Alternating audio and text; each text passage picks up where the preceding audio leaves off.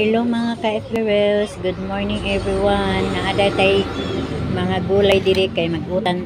Ako'y isda nga pinirito. Ako nang gihiw ang akong gulay. Isagol-sagol ni nako na gabi, kalabasa ug talong. Ug naaputay tulo lang ka buok nga okra. Kay nagpalit ra kog okra sa market pero puting maharaw. Gagmay kayo tulo ra ka buok. May agbati kamunggay.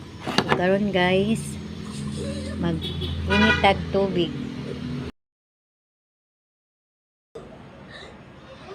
Mani guys, ang hitabo sa akong initubig nahutdan sa butin na wala na magsiga. Ano na gidangat ron? No? Kabukal. Bigyo rin taon nga nakalimit. Okay.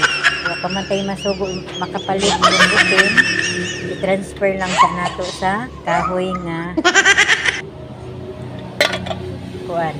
Arita magluto sa kahoy. Ato ni ibalhin diri sa kahoy. Mas maayo na ning nahutdan kay nakahalik og kahoy. Nya labi sa luto ang kahoy. Ibalhin diri. Ibalhin ang atong initubig para sa atong utan. Nya, mga guys, ang atong initubig isaglan na ko og tanglad. Ang atong gulay, utan Bisaya na ay tanglad guys. Mo ni guys for today's video ug ato ning huaton nga mubukal aron ilunod nato ang mga gulay. Ug hapit na siya ni bukal guys kay ako man ni siyang giinit daan ang kaldero una na ko balhin ang tubig sa kalderin. Pato na isunod ang atong gulay.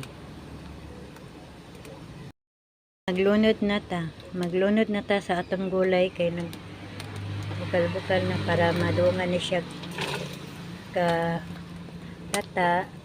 Akong gidungan ang kalabasa, gabi o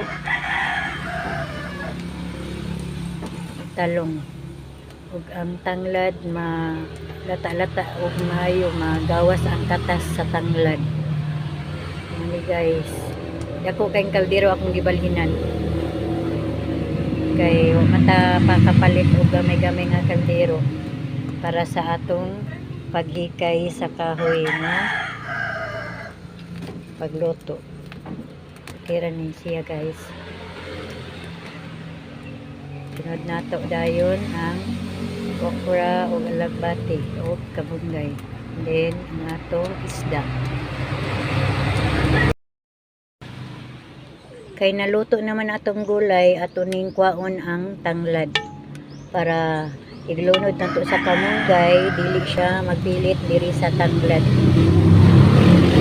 Kwaon ang tanglad kay magdani siya o distract sa atong sabaw.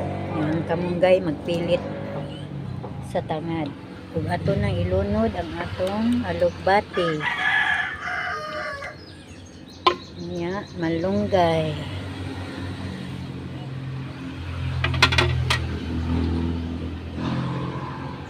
Ni ang atong utan Bisaya. Utan Bisaya atong sudan karon for today's video. Thank you for watching guys. Utan. Humot kay kong utan. Ug luto na atong utan na may piniritong isda.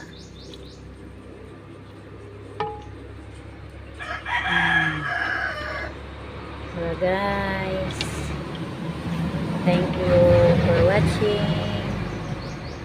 Bye bye. Pinirito guys.